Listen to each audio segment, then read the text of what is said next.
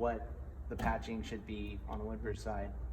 Just in case it's not there. Everything going out. Yeah. And if you should have the backup, the starting point show, but say you're like, I have everything set, it's just my patching that got messed up. And you don't want to load a whole different show because you've been going.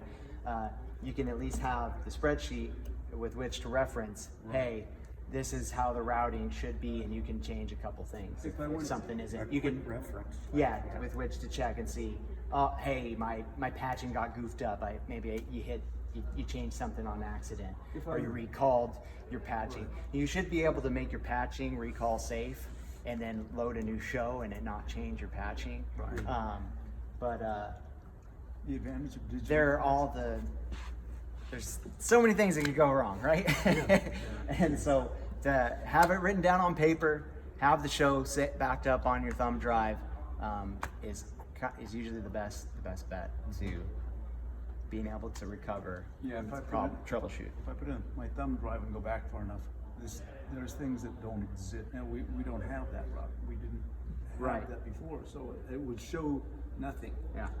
We'll have a nice spreadsheet, a PDF like to pull up on the screen right here, so that you can reference if you need to, and we'll have the show, your shows saved on a thumb drive if you need to start over again. Yeah, but it's always wise to have it on paper. Yeah. Right. It's just that I had my computers completely die. Right. I'm screwed. Right. Now Fortunately, I've got hard copies are good idea. Now I've got backup memories and stuff. So what I was hearing, the other things we wanted to see today was an overview of the Behringer, right? Yeah. So I just want to make sure you kind of understand the routing, the patching on Dante. Then. Yeah, well, I am from SHUVAH's point of view. So Yeah, he's not a problem. So. Okay. And then how to patch from here to get onto Dante, from here how to patch out. Mm-hmm. And then from there, we can look at the X32. And the other thing that we got to look at too is on your live streaming software is to be able to check and make sure that it's getting the right mix that you're embedding into your live stream. Yep. Because there's the redundancies for that. There's the way that it's been getting in through this camera over here, which isn't reliable. No, it's nasty. So that's still there. If Dante were to fail or something, you could still hop in. You could still jump over to that, and hey, it's better than zero sound. And then, or you can use your go-to the Dante mix, whether it be from here or from the X32. And the X32 would determine whether you're using, creating a mix on there, or you want to just use what the front of house is sending you. Yeah, well, that's what we would like to do. Okay.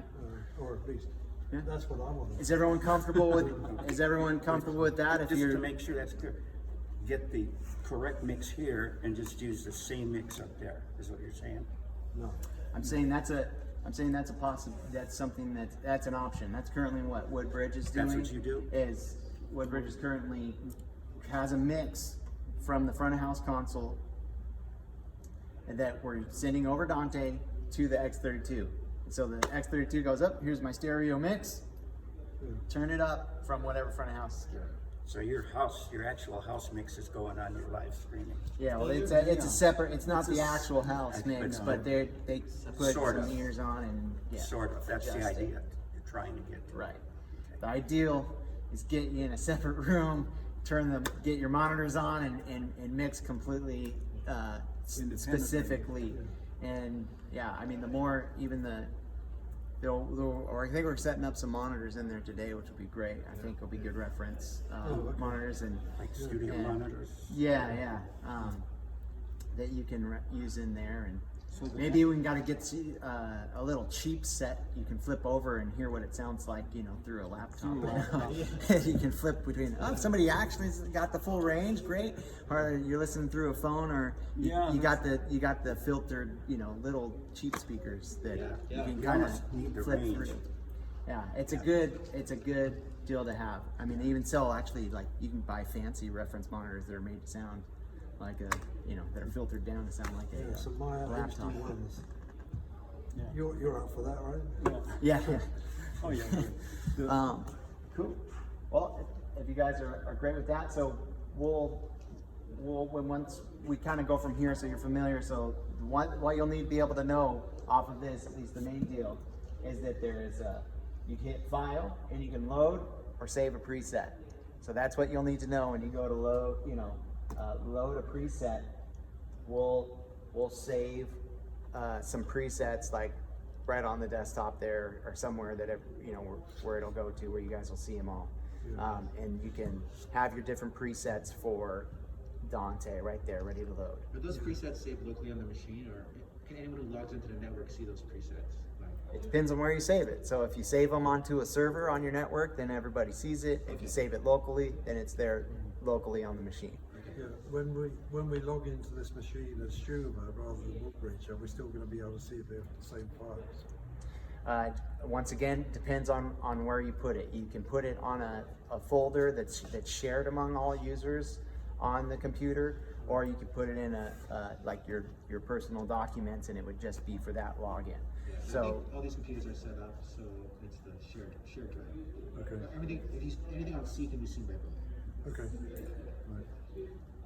so there you go. Cool. Yeah. Alrighty. So as long as you know how to load a preset on here and load it on this guy, and how to make individual adjustments as needed. Good. Cool. All right, let's go look at the X32 then.